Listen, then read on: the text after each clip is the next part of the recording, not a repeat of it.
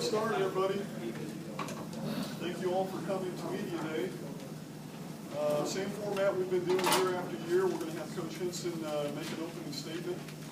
We'll answer your questions, and then when we're done with Coach, we'll bring all the players upstairs. You'll have a chance to visit with them one-on-one as long as you like. And with that said, we'll go ahead and get started with Coach. Okay. Hi, guys. Okay, let's talk about the elephant in the room, and then we can move on and talk about basketball. I'm going to provide you guys an update on the status of Tyler Smith-Peters. I'm going to read to you a statement so I'm not misquoted by any way, shape, or form. This is the only thing I'm going to say today regarding this. Tyler will be here today for a press conference. You're more than welcome to ask him any basketball-related questions, but he will not answer anything regarding the ongoing process. Here's my statement. I wanted to provide an update on the status of Tyler Smith-Peters. He is currently a member of our team. He is attending classes at the university. At the same time, he is undergoing a university process that is confidential in nature. He is fully cooperating in that process, and I would like to tell you more, but this is all I'm permitted to say at this time. If circumstances change, we will promptly make that information available to you at that time. Okay, let's talk basketball. Coach, you want to make an opening statement, maybe talk about practice, and then we'll take some questions? Here, I tell you, I think the thing that I'd really like to enjoy telling you is that our biggest improvement, I thought, came from this summer. And we had an opportunity. I think it's been very well documented, and we won't know this until all the rosters are completed, and that should be complete by the time we get to mid-November for competition. But we will be the youngest or one of the youngest teams in the NCAA. And with that being said, we thought it was extremely important this summer to get those guys in here and try to develop some type of team atmosphere and set a foundation with what we thought was important, not only defensively but offensively in everything that we do, whether it be academics, whether it be basketball related. And I tell you what, I raised my voice. I know you'll find this hard to believe. I raised my voice one time this summer, just once. And in practices over the last 2 weeks, very few times have I had to raise my voice. I really like this group of young men. I think you're going to like them. Now let's get one thing straight. They're going to drive you nuts, and they're going to drive me nuts because of their immaturity and the lack of maturation. But I think you're going to find that we put together as a staff, we've decided that we knew what our needs were. We needed more skill. We needed more size. We needed more athleticism. And I felt like, with what the assistants have done collectively, I think that we've filled a few of those holes that we've had over the last couple of years. So with that statement, I'll let you guys ask questions. Coach Hinson, you made a nod to the youth of your team and the maturity. Do you have a concern with leadership with only one senior on the team? No, normally I would. But last year it was unusual. And if you notice what we did, we reached to a certain point in time, and I think Marv was there the day I was out in the lobby and we said that, but we reached a point in time where we said, that's it. We're going to go with the guys we brought in here. We're going to go with the guys that the future depends on. And at that time, it happened to be, I'll be doggone, 3 freshmen. And it was Tyler, and it was Bola, and it was Sean. And we just decided, you know what? We're going to go with the young guys. And once we did that, it's amazing to me what happened on the leadership ramp. Anthony Bean improved so much by the end of the year. Every huddle, every timeout, he's taking charge of everything, and everybody around here loves Jalen. And so when I look to leadership, if I had to tell you right now, when we're down on the practice floor, we talk, Jalen's leading, Anthony's leading. Best thing that I've really noticed here lately is Bola's leading. And that's been real special. Because now you look at it, you've got young guys leading, you got veterans leading, and you got big guys leading that are position oriented. So I kind of like that. And we always talk about our point guards being leaders. So Dion, Casey, and Anthony, we're constantly on those guys. You've got to be able to communicate and tell guys what they are.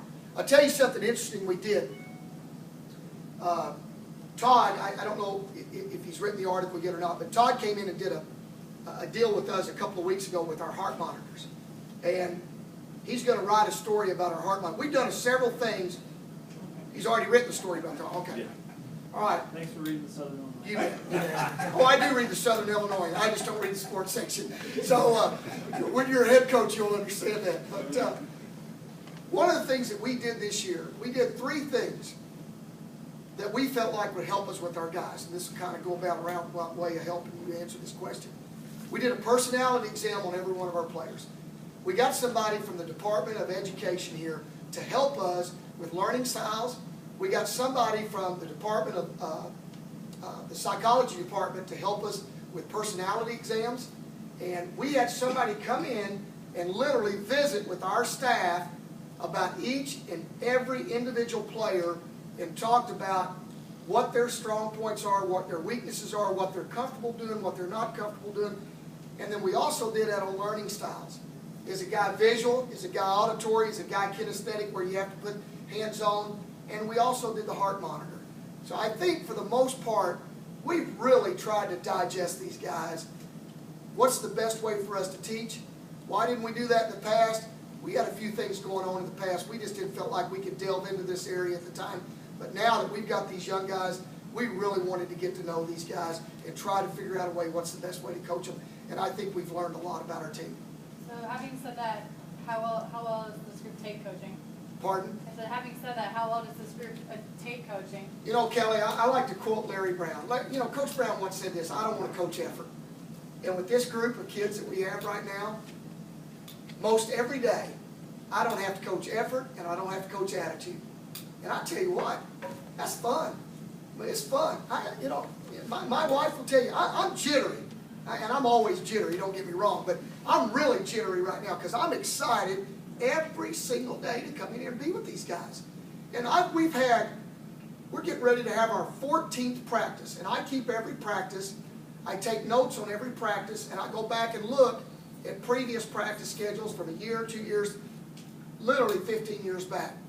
Our first, what I consider bad practice, happened on practice number 9. And it wasn't great. That's the longest it's taken since I've been here, and one of the longest that came when I was at Missouri State. We'd already had a bad practice before 9, so I thought that was a pretty good gauge.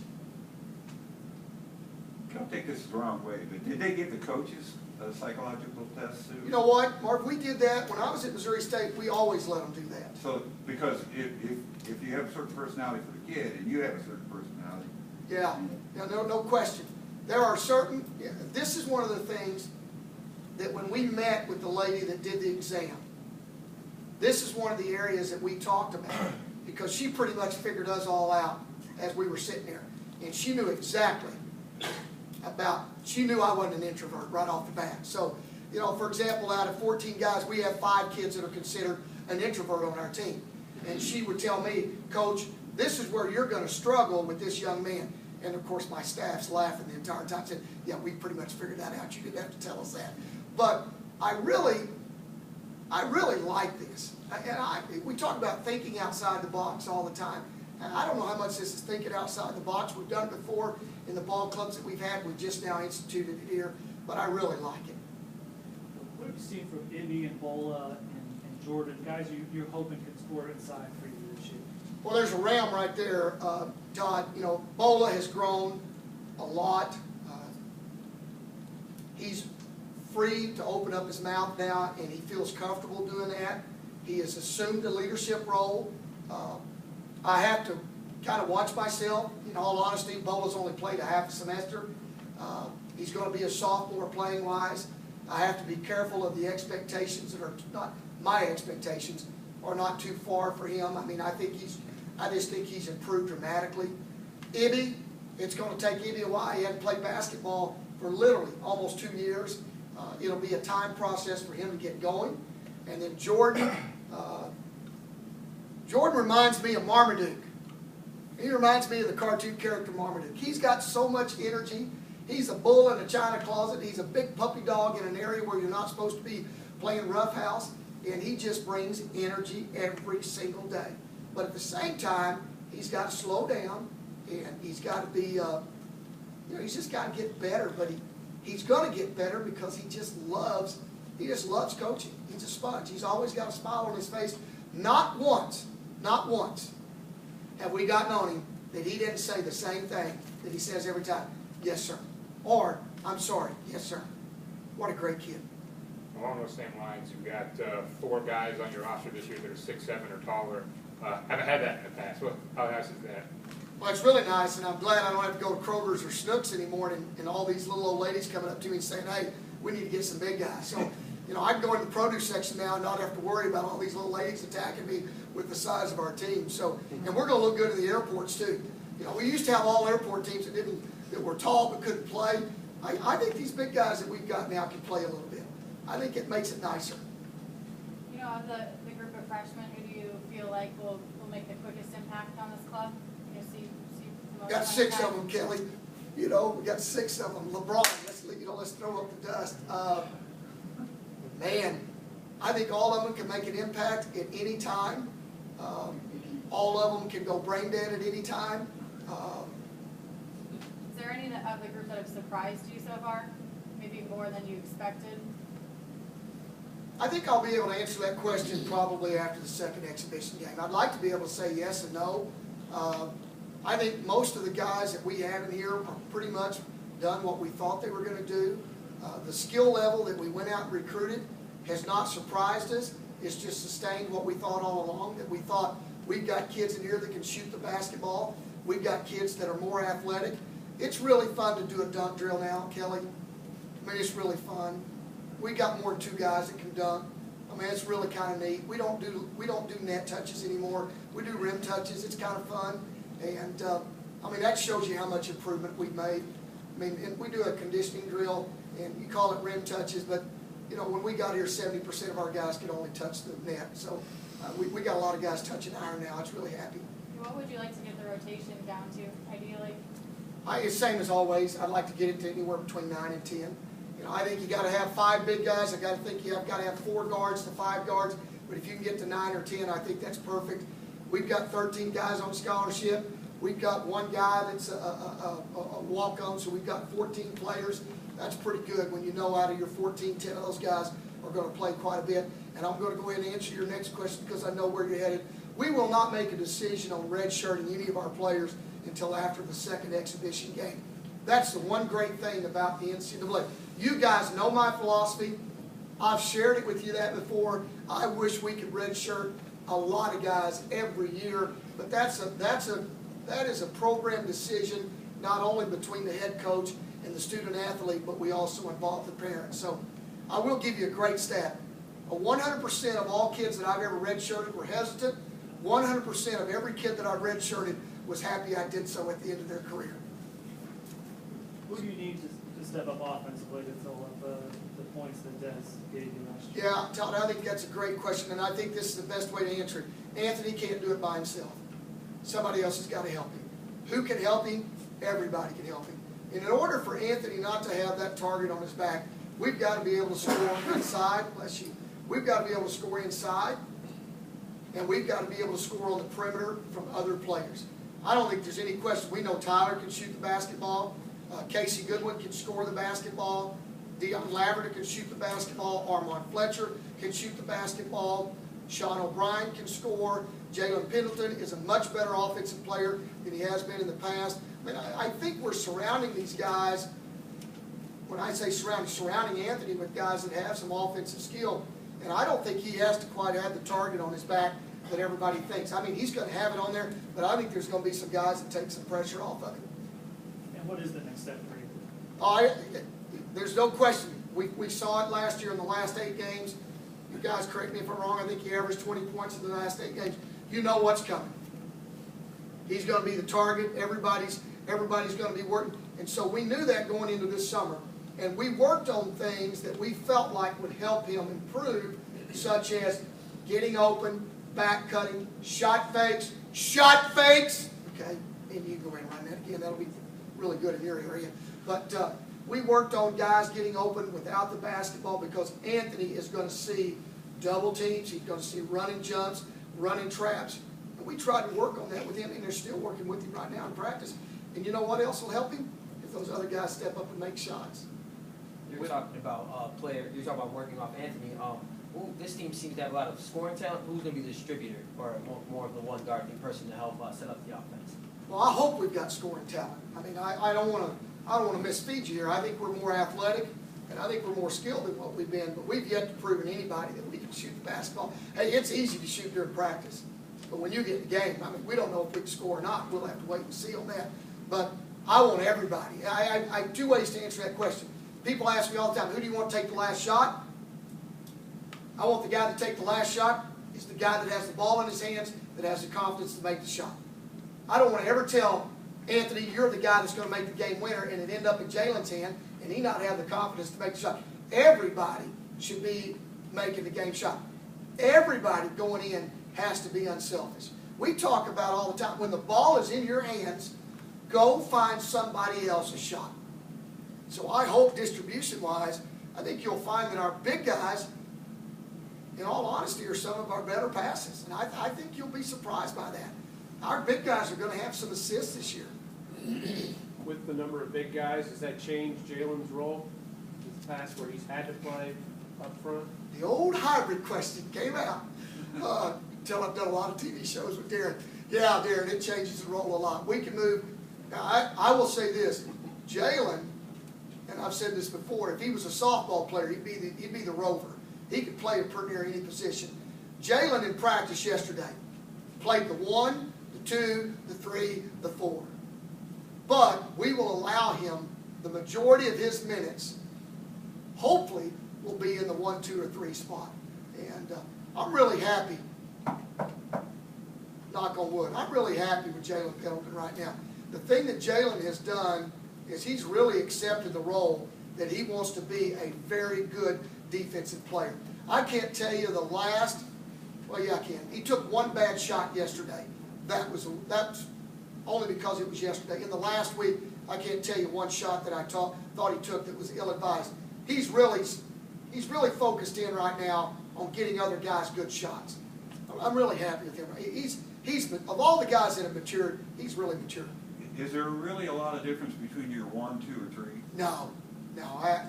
You know, that's what everybody wants to put. Who's your point guard? Who's that? You know, it's kind of like when you get the rebound and, you know, you throw it to a guy and he's, oh, I'm not a point guard. I don't want to bring it up. I don't want to do that. You know, my recruiting philosophy has always been, if 1, 2, 3, or 4 get the rebound, bring it. Let's go. Bring it up the floor. If you're a big guy and you get the rebound, you're allowed 2 dribbles. If you take more than 2 dribbles, you get to come over and have some Gatorade time. What goals have you guys set as a team so far? The only thing we talked about, Kelly, you know, we talked this summer about goals that we talked about individually and what we wanted to do team-wise, but those goals didn't have anything to do with wins or losses or conference championships or anything like that. I don't think you can do that with young teams. I don't think you can do that at all. Here's what our biggest goal has been. Individually, we've gone through each player and said, this is what you need to improve on. We did it to start summer. We did it at the end of summer. We're going to do it before we go into our first game to let our guys know where they stand. We do it in the strength and conditioning room down here. Cleet and Matt have done a phenomenal job with our guys in strength and conditioning. I'm really anxious for you guys to come see. You'll see them today. But you take, for example, Ibby. Ibby's body has transformed dramatically. Bola was strong, but Bola's stronger now. And when you see him, you'll notice it. Anthony being stronger. Jalen Pendleton's body has changed dramatically from when he gets here. We've got, right now on our squad, we have no doughboys. We don't. Tyler's gained 18 pounds. Casey's gained 19 pounds since they've been here. So I think that just shows you what's been going on over there in the strength and conditioning room, and also what these guys have done nutrition-wise. I'm really proud of their transformation. A combination of athleticism that you were talking about. Do you think that this being your 3rd year, this is the first year you really have a team that really fits your style of coaching? I hope so. If I didn't recruit the right guys. But, you know, we recruited to how we want to play. We recruited to not only defensively, but what we decide offensively. I don't think I've ever shared anything but, if you're on the floor, you better have some type of major skill. And I like guys that can shoot the basketball. You guys remember when we were at Missouri State, you guys hated us because we could shoot the basketball. We could score from virtually every position. We want to get to that here. We want to be able to say, no one, because in the Valley, the great thing about the Valley, and also the worst thing about the Valley, is that the league is so skilled, and if there's a non-skilled player on the perimeter, everybody knows it, and they don't guard him. They just put him in the lane and just say, okay, do what you do, but we're not going to guard you. I don't think you can do that to us this year. In the first 2 years we were here, they could do that with 2 or 3 of our players out of the 5 that we had on the floor at one time. That's not a good feeling as a basketball coach. And that's not to slight our guys. We just weren't very skilled. Assuming Jordan and Austin will play some of the hybrid, how much does that change your team to just have a hybrid that's 6'6" or taller, possibly, after playing with a 6'1" and a 6'4"? 6'6" to 6'7" to 6'1", but I will say this: they better play their tails off if they want to catch up with Jeff Early and his stats. You know, where Jeff got steals, Jeff got rebounds. I mean, Jeff was a very productive hybrid player for us. I mean, really productive. But at the same time, Jeff struggled sometimes defensively with bigger guys. We're gonna have a little bit more girth now. At this point last year, you were tinkering with the idea of redshirting Tyler. Turns out he hit 2 game winners for you. Just talk about his progression. Yeah, tinkering, that's why you call it tinkering, because you don't know, and that's why you have to wait until after the first 2 exhibition games. And then the other side of that coin is we didn't know how much Tyler would gain, his weight would gain over the year, and his strength would gain, because this time last year, we were just trying to get Tyler through practice. And it's such a jump. Let's not just compare Tyler. Let's compare these 6 freshmen that we have in here now. I mean, it's hard. I mean, let's take, for example, tomorrow. This will be a great example for you. We're going to start in the morning at 7:15. We start in the morning at 7:15, and we're going to go for an hour. And then our guys start class. Most of our guys start class at 9 o'clock. 2 of them will miss practice. Halfway through, they'll have to leave for an 8 o'clock exam. Then they're going to go to class. They're going to go to weights. Then they're going to come back and practice. And then after that, they're going to go to study hall. I mean, from 8 o'clock in the morning to 8 o'clock at night, they've got to be organized Monday through Friday. And now that we're at the time period where we can practice on Saturday, the only free day they literally get is a Saturday or a Sunday, depending on when we practice. And the biggest thing, the biggest adjustment for freshmen is how they do their time. You know, how responsible are they? And that's the biggest adjustment. And certainly we've had issues with those guys adjusting their time schedules. You know, without going into that elephant thing in the room at all, how would you say this team so far has dealt with adversity or distraction? I think they've been fantastic.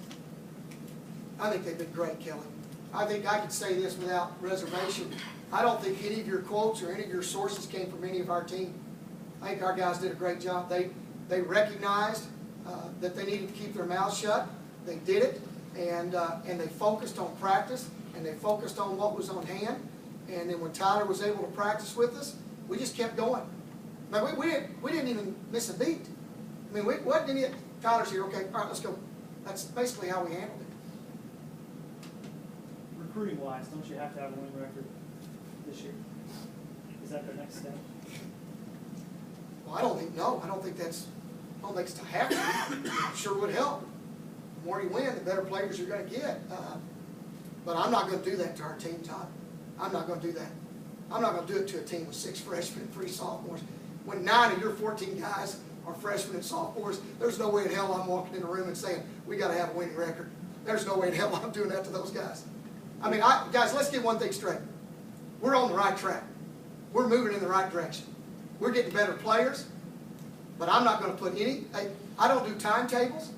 I don't do expectations other than myself in getting better every day, and I want to make sure our guys know that. If we focus on getting better every day, and we focus on the journey and what we're going to do, the destination will take care of itself. And I'm not getting philosophical on you. That's just, I think that's what you have to do. That's what I have to do to myself. What do you like or dislike about her schedule? Well, you know, we've taken a hit on that again. I don't understand that. Golly. Somebody said we had a bad schedule. Well, let's go through this schedule. Somebody wants to determine Chicago State's not very good. Well, Chicago State beat us last year. Somebody wants to refer to Austin Peay and their RPI. Well, they beat us last year. Murray State beat us last year. St. Louis beat us last year. We got to play all four of those guys again. SIU made great improvement down the stretch and almost had a chance to be involved in the Ohio Valley Conference race. We added SEMO, which was picked last year to win the OVC and is picked second behind Murray this year. So, you know, and our first 5 games are on the road. We're going to play at Kent State on a Friday night, turn around and play Yale, which is going to be picked first or second in the Ivy League. And then we're going to play UIC, which is an in-state rival. I think that's enough for these guys. You know, I think anybody that says we're playing a soft schedule, they're doing that based on RPI. They're doing that based on past figures and all that stuff. I think that's completely unfair to these kids. Yeah, I think you can see right now. I'm going to be a little bit of mama bear this year. I'm going to be very protective of our players. I'm going to be very protective of these young kids. And I don't mind that role. I don't mind that role at all. I'm going to coach my tail off and coach their tails off, and we're going to try to get better every day. But I'm not walking down there with an agenda on the board every day that says, you have to get to this number. We're telling our guys, do your very best, get better every day, and that's what we're going to focus on. And I think that's the only way you can coach young guys. I think I just saw a guy, I saw a comment by manager Yost last week. He said when it came to the trade deadline, he said, Dayton Moore and I made a decision to not trade anybody and to stick with our young guys and to be patient with them through the process. And I learned a lot from that. And I'm going to do that. I'm going to be patient, I'm going to stick with our guys, and I'll be surprised if we don't get better. So your team has changed a lot. How has the NBC changed, and how do you expect you guys to react to Wichita State, which of course will always be? I don't know the real stat. I'm trying to remember this if I can get this wrong. Out of 50 starters, we have 36 returners. I think the league will be a lot better than what it was last year. I thought last year was an anomaly. It certainly was not the league that I'd been a part of for 9 years. I think a lot of that had to do with Creighton exiting. I don't have a problem saying that. But I do think the league will be a lot better this year. I think you've got, I think you're really top heavy. I think it's Wichita State, Northern Iowa, Missouri State, I think could be right there that could crack in there. And then I think you got everybody else is in the mix. I think there's 7 teams that could be anywhere from 4 to 10, literally. And that's why I think the league's a lot better. I know some teams have gotten some news lately that they've had injuries and this and that, but we all go through that. Everybody goes through that every year. So when it's all said and done, and I don't want this as bulletin board material, but I'd really be surprised to see Wichita State go undefeated in the league this year. And that's a compliment to the league, and it's not a slight to Wichita State. I think you'll find out our league's a lot better. You guys have 6 games against OVC teams this year. Just talk about the thought process of playing, sticking with regional. Andy, that was really important to us when we got here on scheduling. We really wanted to try to schedule teams that were in our region where our fans could watch us play.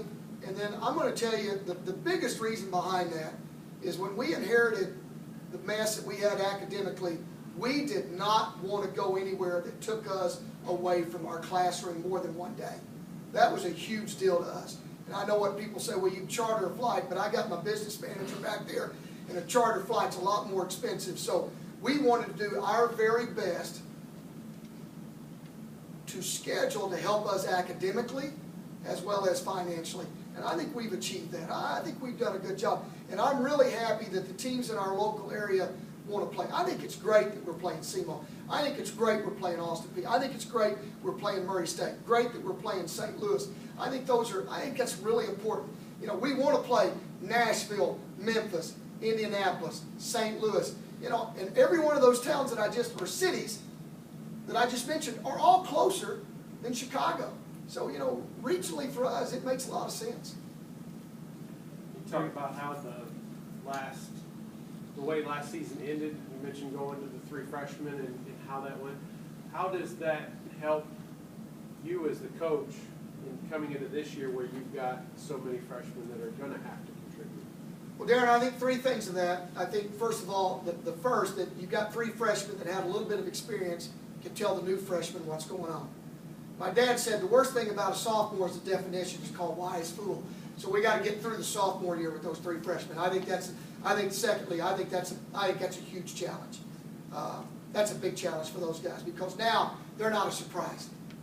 And the third thing is, I think one of the things you're going to find out about when you're young, they're a lot like ducks. I mean, the water just falls off their back, and I really like that. They're too young to know any better, and I really like that. That's the fun part. That really is. The best part of this team right now that we have is that when we blow the whistle, for the most part, they're all tuned in. They want to learn. They want to get better. I'm going to tell you this. I sit at, I guess it was you guys will correct me, I think it was our 100-year celebration. And I sit at the table with the Tatums and Jamal, and Brian Mullins was at the table. And I heard those guys talk about how they were always in the gym. You had to run them out. They were always competitive. They got into fights. And there was blood on the floor. And guys were getting stuff broken and all of this stuff. And so I had been in this building. If we could get a Murphy bed, my wife would like me to live in this building. But I'm up here at all times. I left this building the other night at 11:30. And 3 of our freshmen are on the floor working out. We've had lots of fights during practice. There's nobody that's going to work as hard as Anthony Bean. He's in here all the time in this gym. We have guys in here all the time when we're not here working out. And I'm telling you, that's how you start building a program. That's a great attitude. That's a great team atmosphere. And that just, when I heard Jamal and I heard Brian talk about that, and it wasn't one of these deals that I prompted our guys.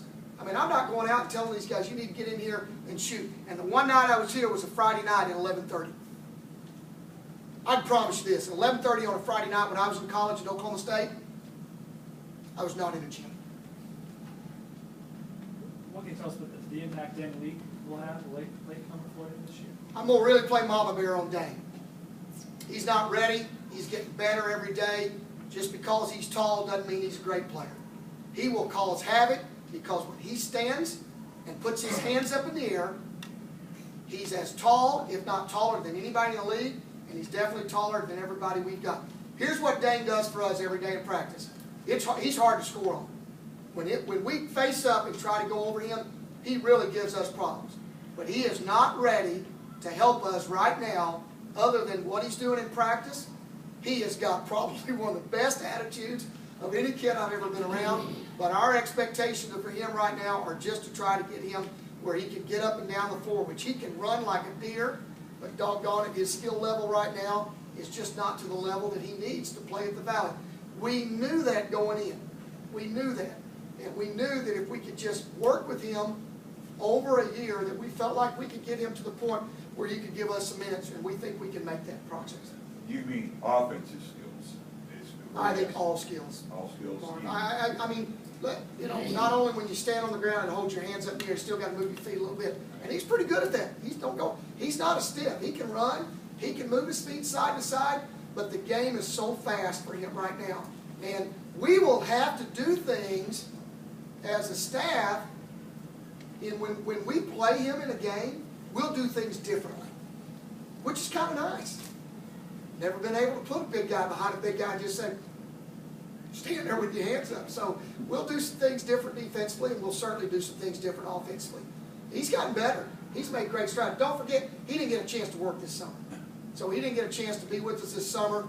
And, the kid's only practiced 2 weeks. And I think he's made great progress. You said Ebby hasn't played for pretty much 2 years. What role is he going to have this year, Bigman? He better play. He better play. Better play a lot.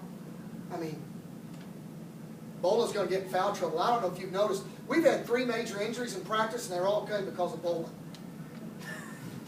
I'm serious. We've had 2 concussions, all because of Bola. We thought we had a broken face because of Bola. So Bola's going to get in foul trouble. Bola's going to hurt somebody. And we gotta have somebody that when Bowling gets in foul trouble, that somebody can come in and help relieve him. And I think Ibby's that guy. Matter of fact, Ibby could even, he could start for us. We've got some competition there. I mean, there's nobody just giving this out to anybody. I mean, he brings competition every day. So we know that we've got two big guys we can rotate in there pretty good. You think Bo has gotten better defensively though? A lot better. I think you saw him get better in the second to the last game of the year when he had to guard Seth Tuttle. I mean, I think how he guarded Seth, you're talking about a Missouri Valley Conference First League player, and he guarded his tail off. And yeah, but Kelly, he's got to get better defensively. All right, any other questions? I just had a question on really topic. Can you just keep stating about the 3-on-3 tournament that the men are doing for charity upcoming this week? 3-on-3 men's basketball tournament. Are you not involved with that? Right? No, I got my compliance officer back there. I don't know any. You talking about our little halftime deal before the football game? Yeah. Oh yeah, it's not a 3-on-3 tournament, man. He just said that. He was just joking. I think we're going to shoot 3-pointers, and Coach Bass is in charge of it. I can promise you, I'm not in charge of that. I'm in charge of the dunk competition. Back in the day, I'm just kidding. And, Coach Bass is doing all that. And is the Superior thing an ongoing investigation, or is it just a matter that's already been that won't be talked about further? Like, is it done? Is it done as an investigation with the university? I made my statement. Could you clarify the one thing for me? You just said he's a member of your team. If you played tonight, would he be eligible to play? I made my statement. Any other questions? We got players waiting in the wings. Thanks Okay, guys, thanks. So, when are you gonna get your Tamar Macklin? I tell you what, it's not far off from Georgia. Clark just emailed me, said, please do not do that. Yeah.